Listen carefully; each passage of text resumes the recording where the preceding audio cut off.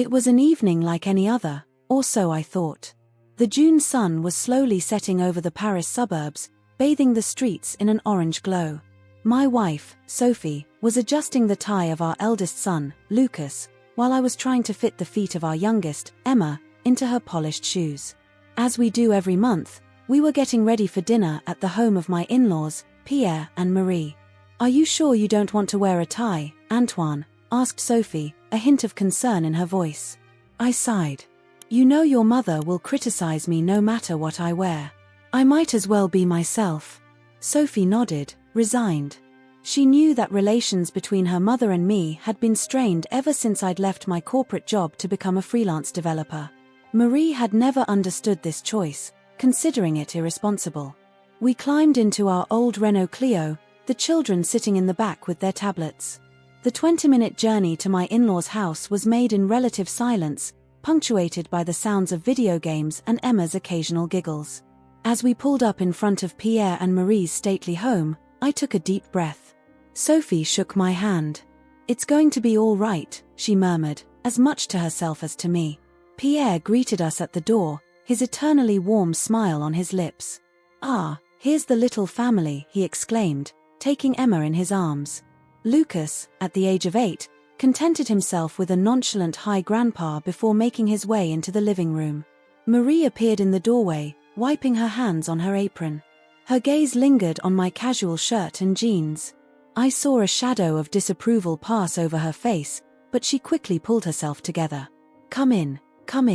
Dinner's almost ready."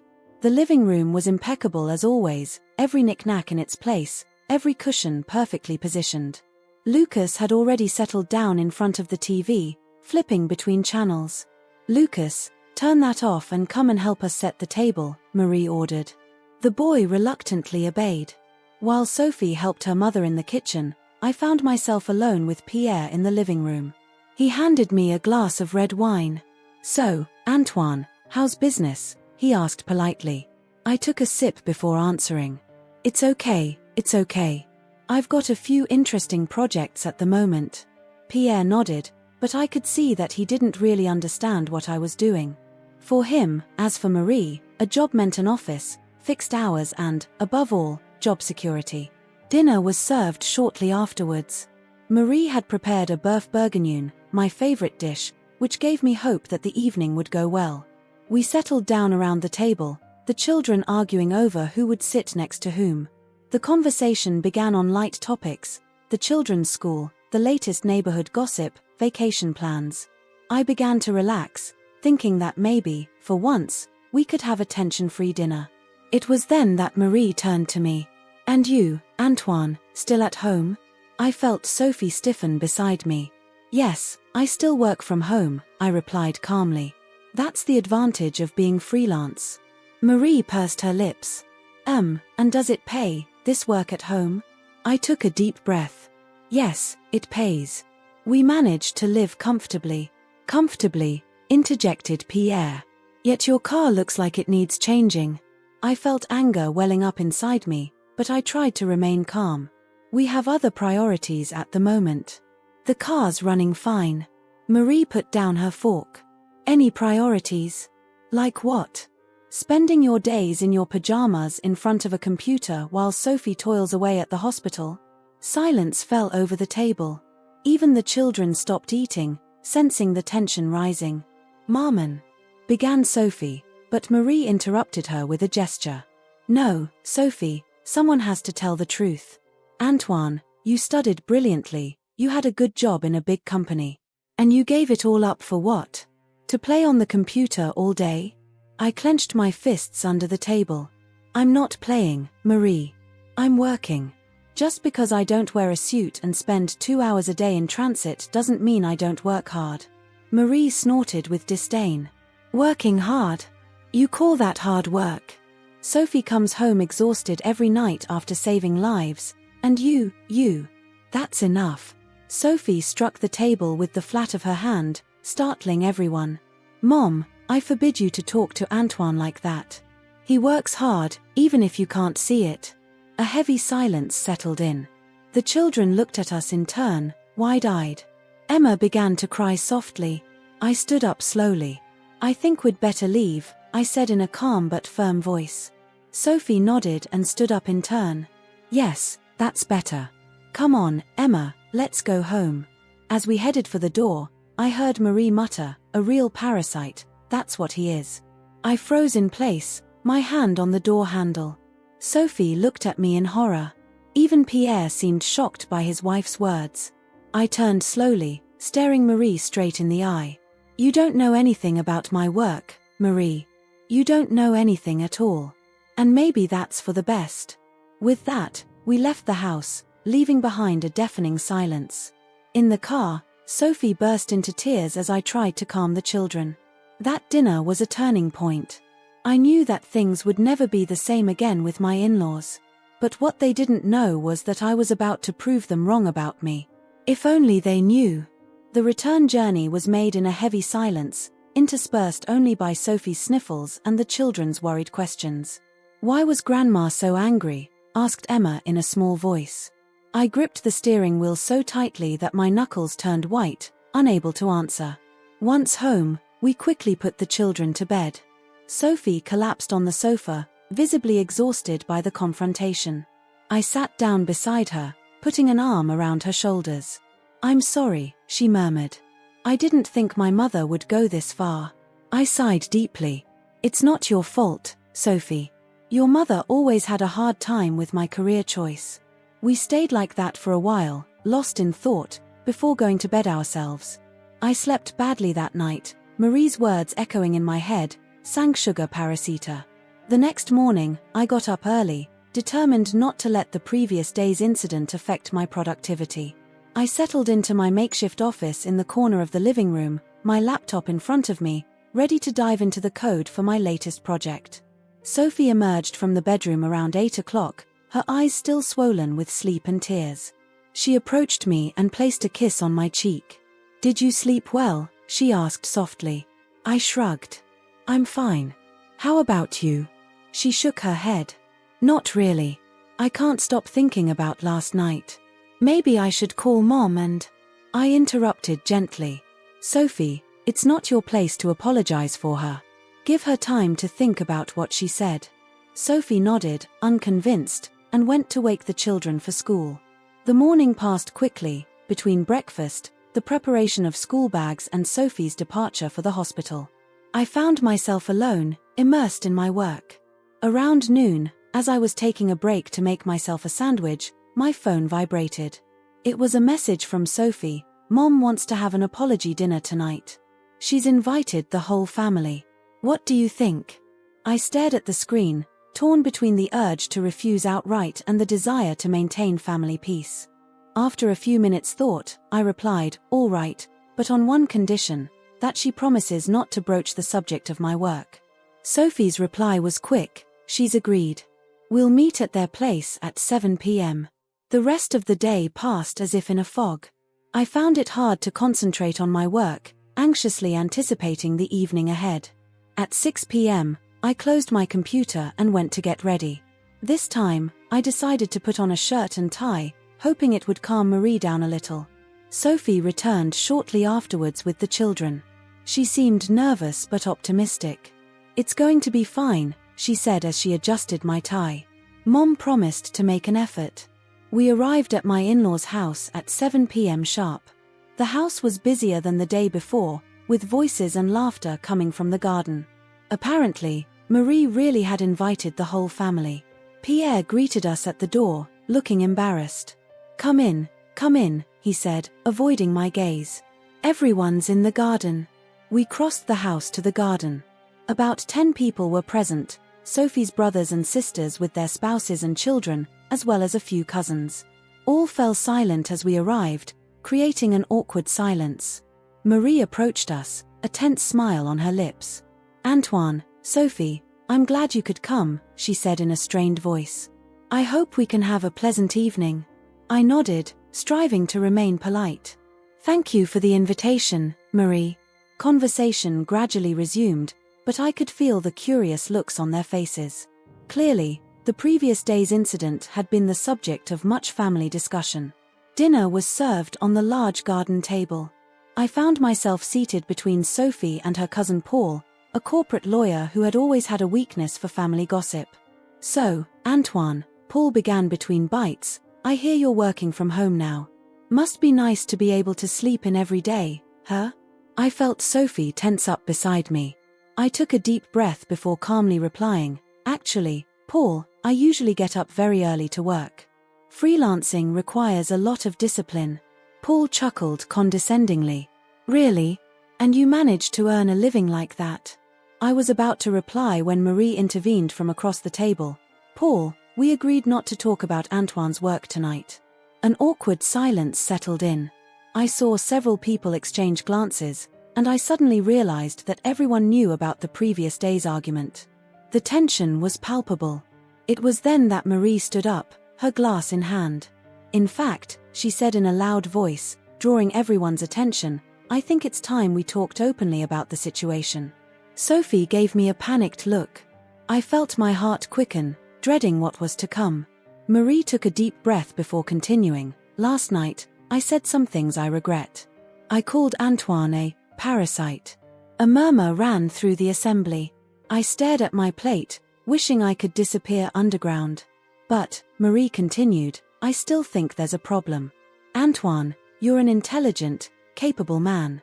You had a good job, a promising career. And now you spend your days at home while my daughter works hard at the hospital. How can you think that's acceptable?" The silence that followed was deafening. All eyes were on me, waiting for my reaction. Sophie had tears in her eyes, torn between anger at her mother and embarrassment at the situation. I stood up slowly, feeling the weight of all those stares on my shoulders. "Marie," I began in a voice I wanted to be firm, but which trembled slightly, "I understand your concern. But you know nothing of my work, my plans, my ambitions." Marie sniffed dismissively. "Any plans? Ambitions? You spend your days in your pajamas in front of a computer. How dare you call that work?" It was then that something inside me snapped. All the frustration, all the anger I'd built up over the last few months suddenly exploded. "How dare I?" I repeated, my voice rising in volume. "How dare you judge work you don't understand? Yes, I work from home. Yes, I spend my days in front of a computer. But do you know what I do? Do you know the hours I spend coding, solving complex problems, creating innovative solutions?" The garden was plunged into stony silence. Even the children, sensing the tension, had stopped playing. "You think I'm a parasite," continued I, unable to stop now that the floodgates were open. "You think I take advantage of Sophie? Let me tell you something, Marie.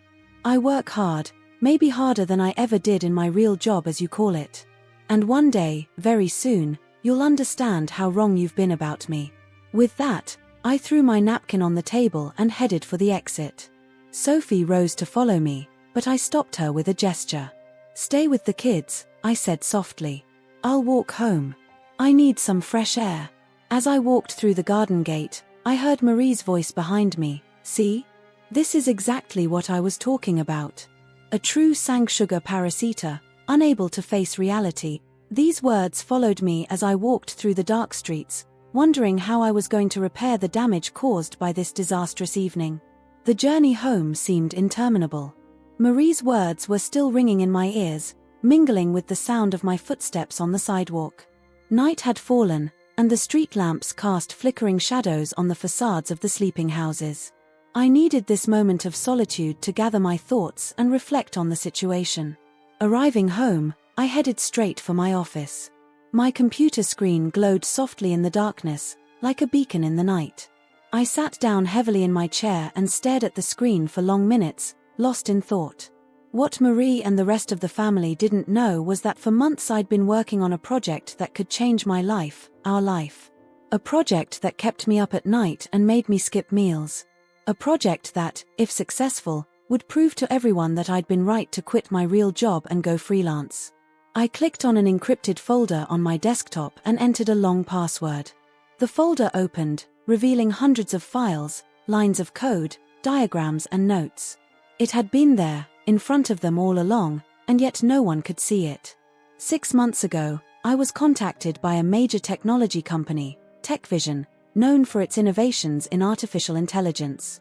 They were looking for a developer capable of working on a top-secret project, revolutionary AI software that could analyze and predict market trends with never-before-seen accuracy. The project was ambitious, risky, but potentially revolutionary, and they had chosen me to carry it out. The contract came with a strict confidentiality clause. I couldn't tell anyone about it, not even Sophie.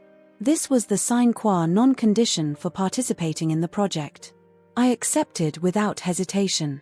It was the opportunity of a lifetime, the chance to prove my worth as an independent developer. But I hadn't anticipated the challenges it would pose in my personal life. Day after day, I worked hard on the project. While Sophie was away at the hospital, I'd lock myself in my office, immersed in complex lines of code. When she returned in the evening, exhausted after a long day, I would pretend to have spent the day looking for new contracts or working on minor projects. The lie weighed on me, but I kept telling myself it was for a good cause. Once the project was finished, everything would change. We could finally have the life we'd always dreamed of. But as time went by, the pressure increased. Deadlines were looming, and I had to redouble my efforts to meet the targets set by TechVision.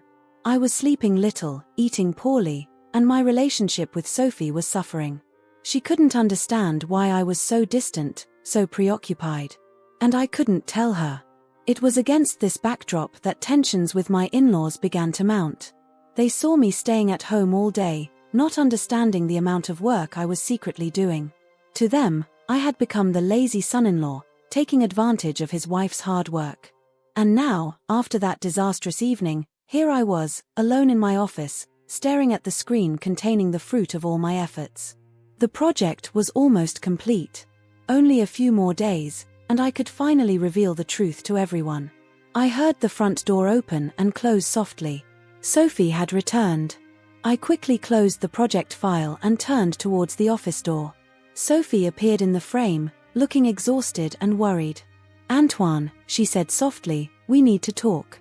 I nodded, feeling a knot form in my stomach.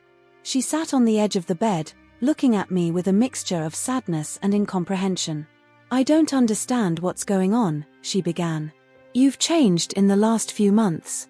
You've been distant, preoccupied. And now this argument with my family. Antoine, what's wrong?" I took a deep breath. I was tempted, so tempted to tell him everything. To tell him about the project, about the incredible opportunity we had. But I couldn't. I just couldn't. "Not yet. Sophie," I said, taking her hands in mine, "I know these last few months have been difficult. I know you don't understand everything that's going on. But I promise you, I swear it's all going to work out very soon." She looked at me, her eyes shining with restrained tears. "How can you be so sure? Antoine, I feel like I'm losing you. My family thinks you're a parasite. And sometimes I wonder if they're not right." The words struck me like a blow. I let go of his hands and stood up, pacing the small room. "You really think that?" asked I, my voice trembling with anger and pain. "After all we've been through together, you think I'm a parasite?" Sophie shook her head sharply. No, that's not what I meant. It's just that. I don't understand, Antoine. I don't understand why you spend your days locked up in here, why you don't talk to me like you used to. What exactly do you do?" I stopped walking and looked at her. She looked so vulnerable, so lost. I wanted to take her in my arms and explain everything to her. But I couldn't. I just couldn't yet. "Sophie," I said softly, "I know it's hard to understand, but I'm asking you to trust me. Just a few more days, and everything will become clear. I promise you that everything I do for us, for our family." She looked at me for a long time, searching my eyes for an answer I couldn't give her. Finally, she nodded slowly. "Okay," she said in a whisper. "I trust you, Antoine. But please don't leave me out. I need to feel like we're still a team." I sat down next to her and took her in my arms. "We're a team," I whispered into her hair. "Always." That night, as Sophie slept beside me, I lay awake, staring at the ceiling. The project was so close to completion.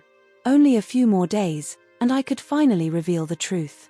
I could show everyone, Sophie, Marie, the whole family, that I'd been right to follow this path. The next morning, I got up early, determined to finish the project once and for all.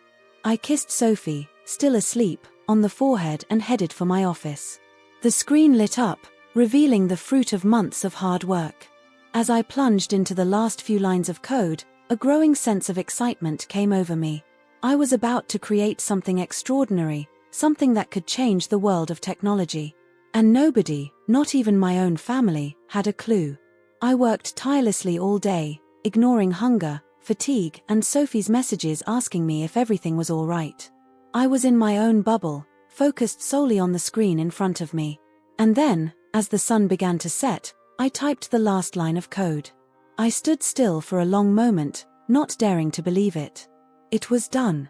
The project was finished. With trembling hands, I launched the final test program. The screen filled with data, graphs, and complex analyses. And everything worked perfectly. The AI software I had created was capable of analyzing and predicting market trends with astounding accuracy. A nervous laugh escaped me. I'd done it. I'd really done it. Just then, I heard the front door open. Sophie had returned.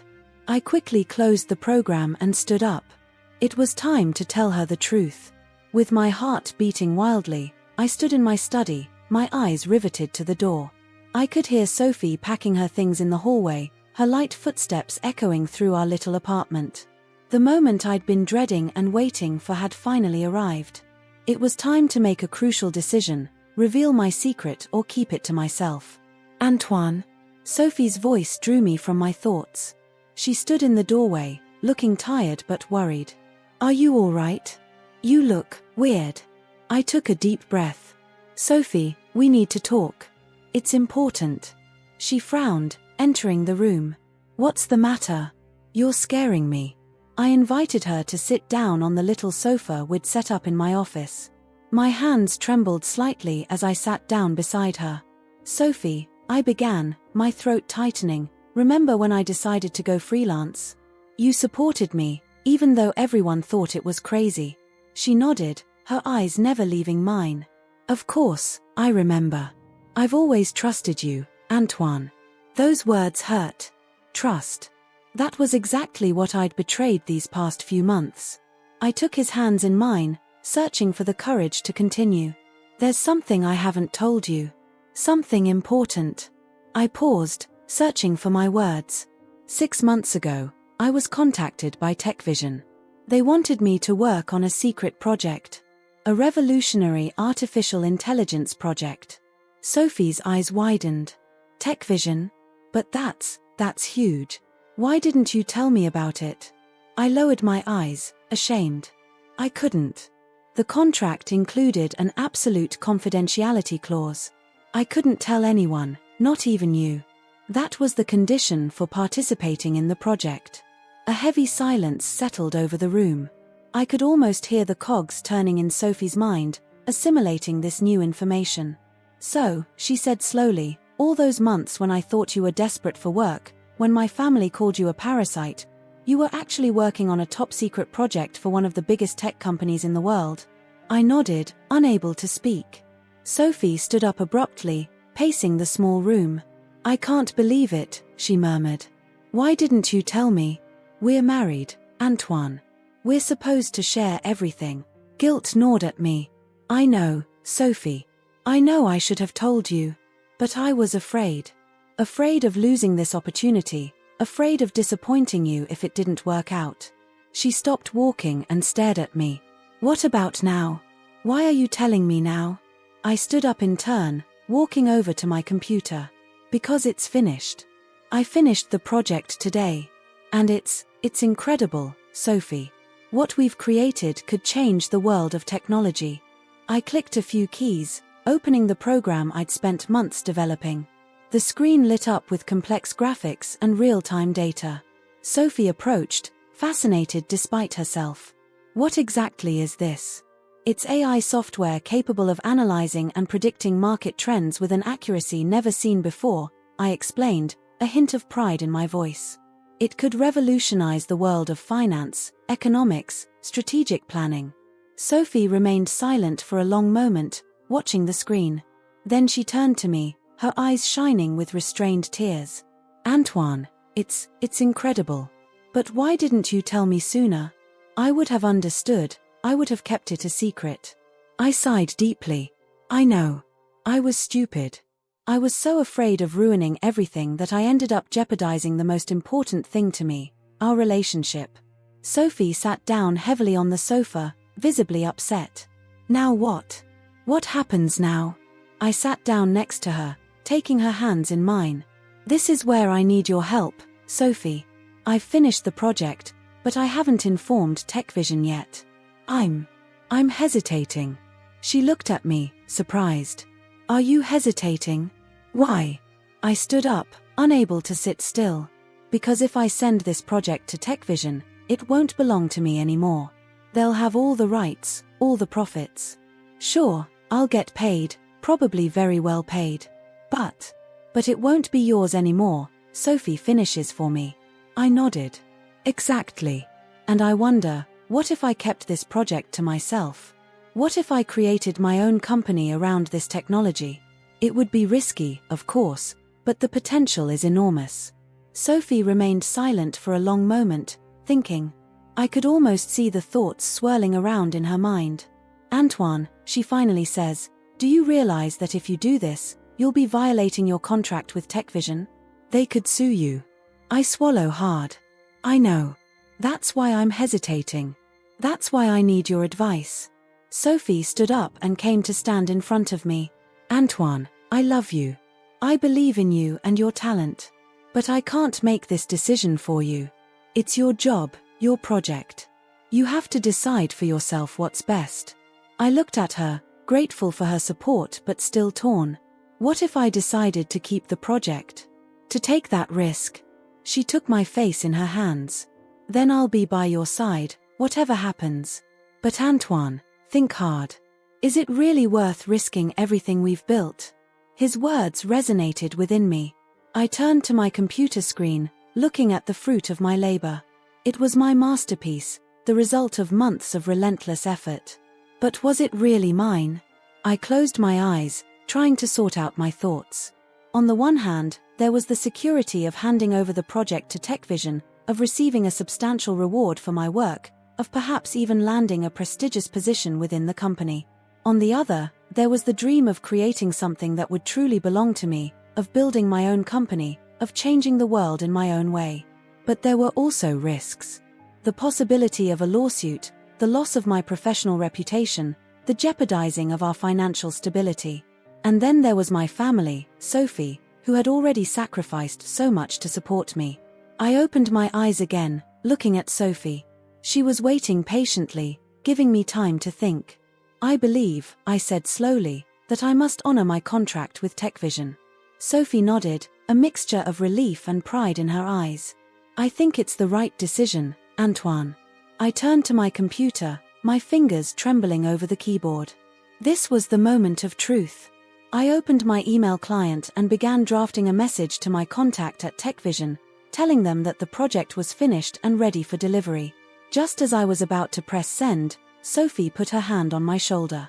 "Hold on," she said. "There's one more thing we need to do first." I looked at her, puzzled. "What's that?" She smiled, a twinkle of mischief in her eyes. "Call my mother and tell her the truth." I couldn't help laughing, despite the tension of the moment. "You're right. It's time to set things straight with your family." I picked up my phone and dialed Marie's number, my heart pounding. As the tone rang, I realized that whatever happened now, I'd made the right decision. I had chosen honesty, legality, and above all, I had chosen my family. The phone picked up. "Hello." Marie's voice rang out on the other end of the line. I took a deep breath. "Marie? It's Antoine. We need to talk." "Marie? It's Antoine. We need to talk." My voice trembled slightly as I spoke the words. Sophie was beside me, her hand resting on my shoulder in a sign of support. There was a long silence on the other end of the line. I could almost feel the tension rising through the receiver. Finally, Marie answered in a cold voice, "Antoine, to what do I owe this honor?" I took a deep breath. "Marie, I know things have been difficult between us lately. But there's something you need to know. Something important. I'm listening, she said, her tone betraying a mixture of curiosity and distrust. I looked at Sophie, who nodded in encouragement. So, for the last 6 months, I've been working on a secret project for TechVision. That's why I've been spending so much time at home, in front of my computer. It wasn't out of laziness or lack of ambition, but because I was developing revolutionary artificial intelligence software. There was another long silence. I could almost hear the cogs turning in Marie's mind, trying to assimilate this unexpected information. TechVision, she finally repeated, disbelief evident in her voice. The technology company? Yes, exactly, I confirmed. They contacted me 6 months ago to work on a top-secret project. I couldn't tell anyone about it because of a strict confidentiality clause in my contract. And this project, Marie said slowly, what exactly is it about? I took a deep breath before launching into the explanation. It's artificial intelligence software capable of analyzing and predicting market trends with unprecedented accuracy. It could revolutionize the world of finance, economics, strategic planning. As I spoke, detailing the technical aspects of the project, the revolutionary nature of the software, I sensed a subtle change in Marie's attitude. Her silence was no longer hostile, but attentive, almost impressed. Antoine, she finally said when I'd finished my explanation, I don't know what to say. It's unbelievable. I felt a weight lift from my shoulders. Thank you, Marie. I know these last few months have been difficult for everyone. I wish I could have been honest sooner, but I hope you understand now why I acted the way I did. There was another silence, then Marie said in a strangely soft voice, I understand, Antoine. And I must apologize for the way I've treated you. I've been unfair to you. These words took me by surprise. I looked at Sophie, who seemed just as surprised as I was. Thank you, Marie, I said sincerely. It means a lot to me. Could you come to dinner tonight? Asked Marie suddenly. You and Sophie? I'd like us to talk about this in person. And I think the rest of the family should hear this story, too. I glanced at Sophie, who nodded with a smile. We'll be there, I replied. After hanging up, Sophie gave me a hug. I'm proud of you, she whispered. You did the right thing.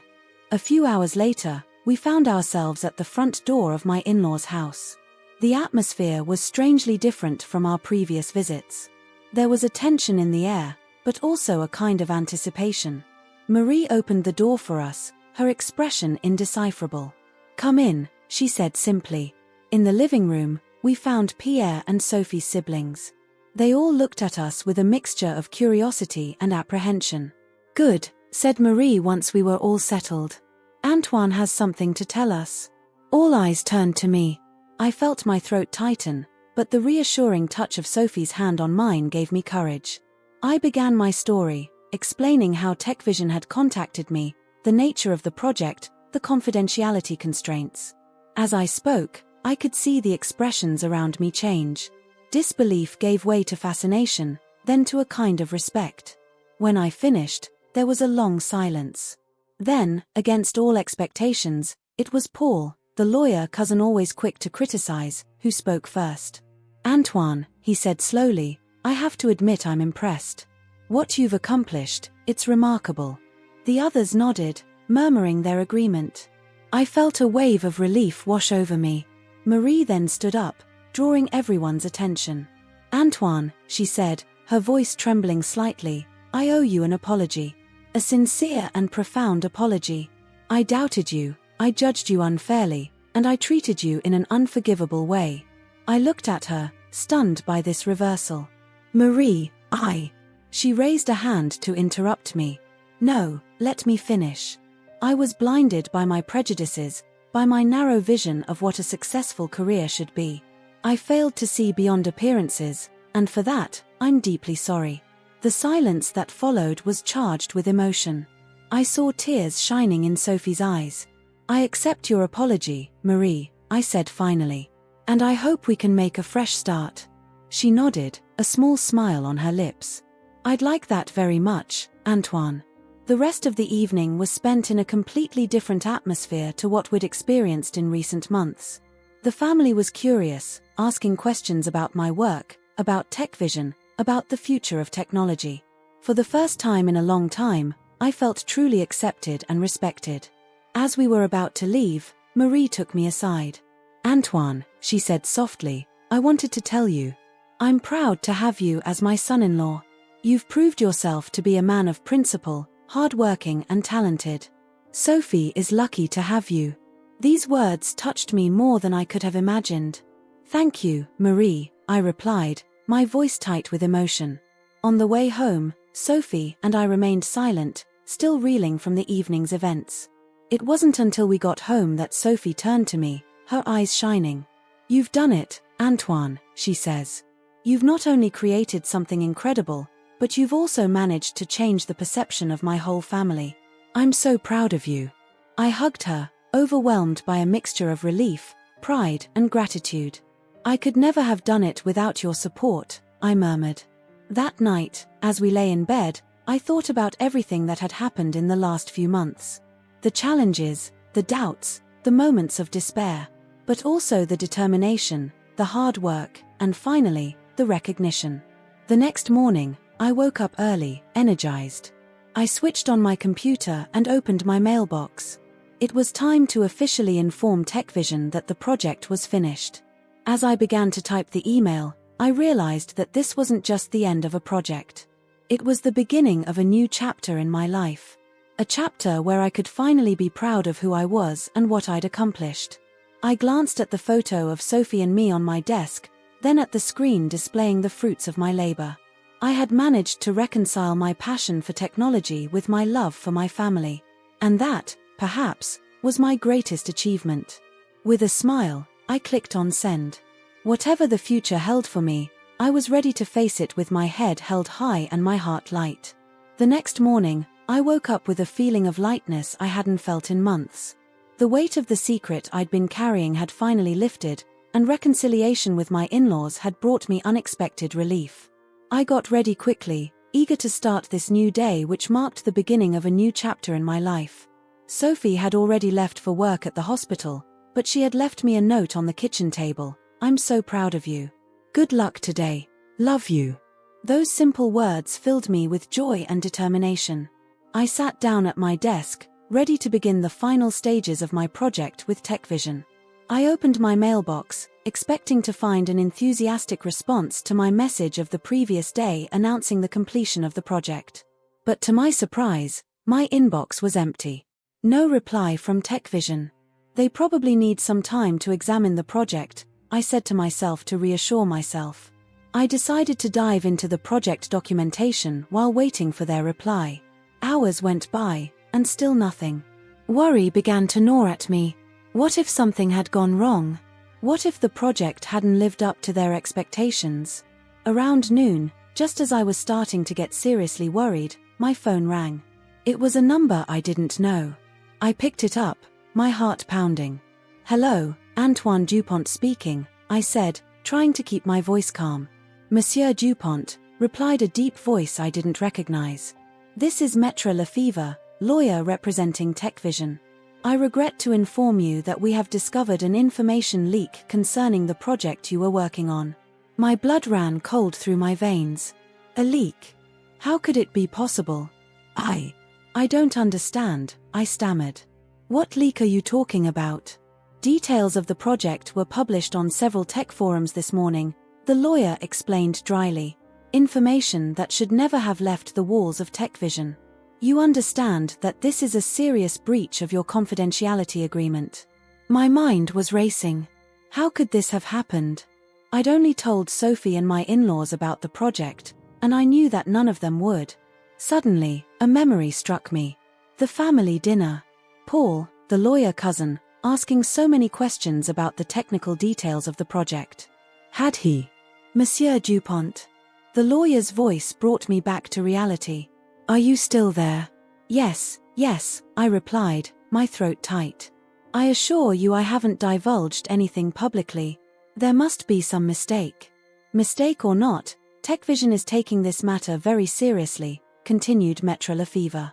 We are considering legal action for breach of contract and disclosure of confidential information. My world was crumbling around me. Everything I'd worked so hard for, everything I'd sacrificed, was about to be wiped out. Please, I said, my voice trembling, give me a chance to explain. I can fix this. There was a long silence on the other end of the line. You have 24 hours to provide a satisfactory explanation, the lawyer finally said. After that time, we will begin legal proceedings. Communication was cut off, leaving me alone with my growing panic. What was I to do? How could I prove my innocence? My hands trembled as I dialed Sophie's number. She picked up on the third ring. Antoine, is everything all right? His worried voice only heightened my anxiety. Sophie, I said, struggling to keep my composure, we have a problem. A big problem. I quickly explained the situation. His silence on the other end of the line was deafening. Oh my God, Antoine, she said finally. What are we going to do? I don't know, I admitted. But I need to find out who leaked this information. I think it might be Paul. Paul, exclaimed Sophie. My cousin. But why would he do that? I don't know, I replied. But he was asking a lot of questions last night. Very specific questions about the technical aspects of the project. Sophie remained silent for a moment. All right, she said finally. I'll try to contact him. You concentrate on preparing your defense for TechVision. We'll get through this, Antoine. Together. His words comforted me a little, but the fear never left me. After hanging up, I frantically began to gather all the evidence I could find to prove that I hadn't divulged the information. The hours passed in a blur of anxiety and hard work. I compiled logs, message histories, anything that could prove my innocence. But deep down, I knew it might not be enough. Around 6 p.m., just as I was on the verge of exhaustion, my phone rang again. It was Sophie. Antoine, she said, her voice betraying a mixture of relief and concern, I've spoken to Paul. My heart leapt. So, it was definitely him, she confirmed. He confessed to sharing information on tech forums this morning. He didn't think it would have such consequences. I closed my eyes, overwhelmed by a mixture of relief and anger. Why? Why did he do that? Sophie sighed. He said he wanted to impress his colleagues, show he had connections in the tech world. He didn't realize the importance of confidentiality. I shook my head in disbelief. My whole career, my whole future, jeopardized by a thoughtless boast. What do we do now? I asked. Paul's on his way, Sophie replied. He wants to talk to you in person, apologize and see how he can make things right. An hour later, Paul was sitting in our living room, looking downcast and ashamed. He apologized, with tears in his eyes, explaining that he had never meant to cause any harm. I'm a lawyer, he says. I should know better than anyone the importance of confidentiality. I'm so sorry, Antoine. Despite my anger, I couldn't help feeling a certain compassion for him. We've all made mistakes, after all. Paul, I said finally, I understand that you didn't want to cause any trouble. But now we have to find a way to repair the damage. He nodded vigorously. Of course, I'll do whatever it takes. I can write a statement, take full responsibility for the leak. I'll testify if necessary. We spent the next few hours strategizing. Paul wrote a detailed statement explaining how he had obtained the information and why he had shared it, taking full responsibility for the leak. The next morning, armed with Paul's statement and all the evidence I'd gathered, I contacted Maître Lefevre. The call lasted almost an hour, during which I explained in detail what had happened, providing all the evidence of my innocence. There was a long silence on the other end of the line when I finished. Then, finally, the lawyer spoke. Mr. Dupont, in light of this new information, TechVision is ready to reconsider its position. We will carefully review Mr. Paul's statement and your evidence. For the time being, we are suspending all legal action against you. I let out a sigh of relief. It wasn't over yet, but it was a start. The days that followed were tense, filled with calls to TechVision's lawyers and long discussions with Paul and my family. Finally, after what seemed like an eternity, we received the news. TechVision had decided not to pursue legal action against me. However, the damage had been done. The leak had compromised the revolutionary nature of the project, and TechVision decided to put it on indefinite hold. My contract was terminated, with financial compensation for the work carried out, but well below what I could have hoped for had the project been completed. Sitting in our living room, Sophie by my side, I contemplated the uncertain future that lay ahead. On the one hand, I was relieved to have avoided a legal catastrophe. On the other, I couldn't help feeling a deep sense of disappointment. "What are we going to do now?" asked Sophie softly. I took his hand in mine, reflecting on our situation. Despite everything that had happened, despite the loss of this project that should have been the fulfillment of my career, I realized that I had learned a valuable lesson about the importance of honesty and trust in family and professional relationships. "We're going to move forward," I finally replied. "This project may have been a missed opportunity, but it's not the end. I've acquired valuable skills, I've proved what I'm capable of. Maybe this is the chance to start my own business, to create something that really belongs to me." Sophie squeezed my hand, an encouraging smile on her lips. "Whatever you decide, I'll be here to support you. We'll get through this together." As we sat there, hand in hand, I realized that despite all the challenges and setbacks, I had gained something far more valuable than any contract: the unconditional support of my family and a new perspective on what really mattered in life. The future was uncertain, but for the first time in a long time, I was ready to face it with optimism and determination. The weeks following the resolution of the TechVision deal were difficult. I found myself without a plan, without a clear direction, and with a persistent feeling of failure. Despite Sophie's unwavering support and the newfound understanding of my in-laws, I couldn't help brooding over what might have been. One morning, as I was absent-mindedly browsing online job offers, my phone rang. It was a number I didn't know. "Hello," I replied, without much enthusiasm. "Monsieur Dupont." A feminine voice, professional but warm. "I'm Clara Moreau, Director of Innovation at Innovatech. I've heard about your work on predictive AI for TechVision." My heart skipped a beat. How did she know? Yes, it's me," I stammered. "But how?" "It's a small tech world, Monsieur Dupont," she replied with a chuckle. "News travels fast, especially when it comes to a project as promising as yours." I remained silent, not knowing what to say. The project was supposed to be confidential, even after the leak. "Don't worry," she continued, as if reading my mind. "We're aware of the difficulties you've encountered. But what we're interested in is your talent and vision." "I'm listening," I said, curiosity getting the better of my distrust. "We'd like to meet with you to discuss a potential collaboration. Your approach to predictive AI fits perfectly with a project we're currently developing." My mind was racing. Was this a second chance? An opportunity to pick up where I'd been forced to leave off? "I'd be delighted to chat with you," I replied, trying to contain my excitement.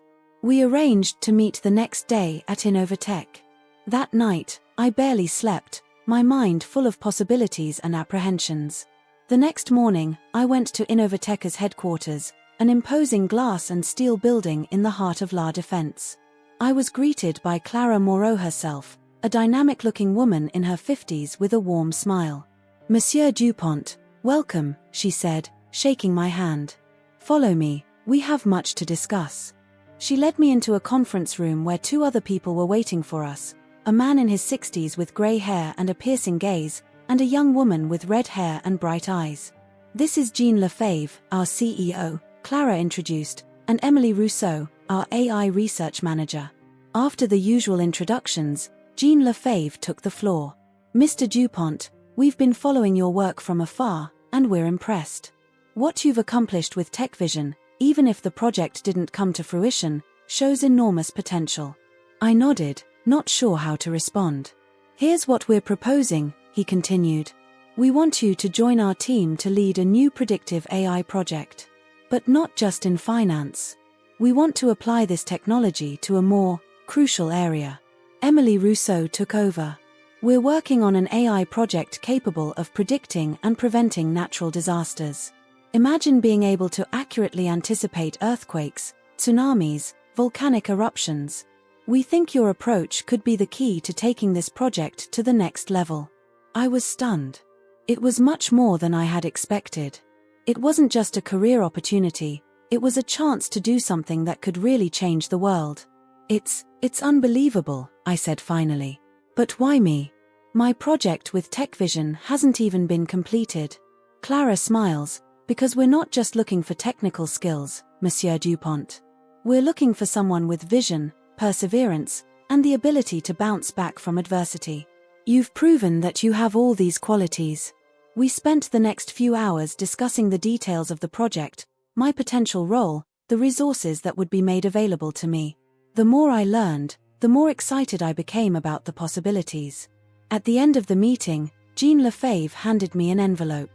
"Here's our official offer. Please take the time to think about it, to discuss it with your family. We understand that this is an important decision." I returned home in a daze, my mind swirling with ideas and possibilities. Sophie was waiting for me, anxious to know the outcome of the meeting. When I told him everything, his eyes widened with surprise and excitement. "Antoine, this is incredible. This is exactly the opportunity you deserve." We spent the evening discussing the implications of this offer. The salary was more than generous, the working conditions excellent, and the project itself exciting. But above all, it was a chance to do something really meaningful. The next day, I called Clara to accept the offer.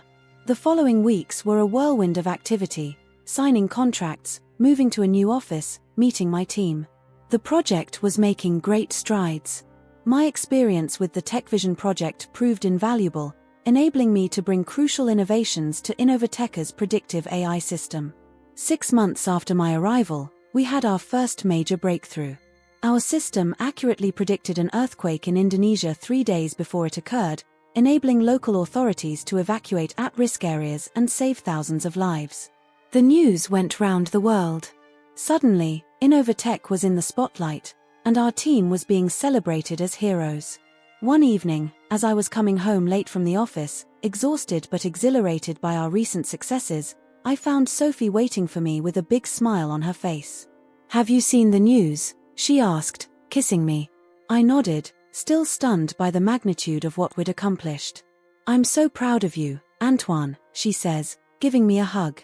"You turned a failure into something incredible. You save lives." His words hit me hard. I'd been so caught up in work that I hadn't really taken the time to realize the impact of what we were doing.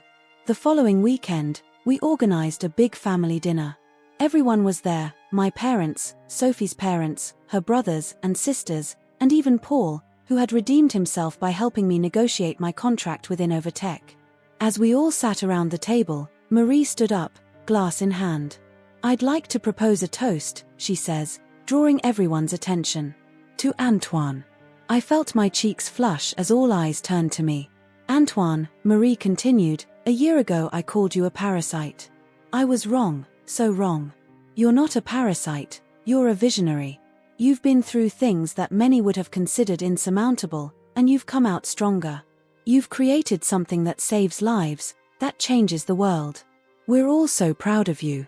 Tears welled up in my eyes as everyone raised their glasses. I looked around the table, seeing the love and pride in my family's eyes, and realized how lucky I was. Later that evening, as the guests began to leave, I found myself alone with Paul on the terrace. "You know," he says, looking up at the stars, "I still feel guilty about what happened with TechVision." I put a hand on his shoulder. "Paul, without that incident, I probably wouldn't be where I am today. Sometimes what seems to be our greatest failure can become our greatest opportunity." He looked at me, surprised, then smiled. "You're right. Who knew my stupidity would end up saving lives?" We laughed together, savoring the sweet irony of the situation. That night, as I lay in bed beside Sophie, I thought about everything that had happened since that famous dinner where Marie had called me a parasite. It had been a long and difficult road, but every test, every obstacle had led me exactly where I needed to be. I realized that success wasn't just about hard work or talent. It was also about resilience, the ability to bounce back from adversity, and above all, having people who believe in you, even when you doubt yourself. As I closed my eyes, ready to fall asleep, I was filled with a deep sense of gratitude. For Sophie, for my family, for the opportunities that had come my way. And above all, for the most important lesson I had learned: sometimes, our greatest challenges can become our greatest strengths. The future was bright, filled with infinite possibilities. And I was ready to face it, no longer as a would-be parasite, but as the man I had become, an innovator, a lifesaver, and above all, someone who never gave up, no matter what obstacles stood in his way.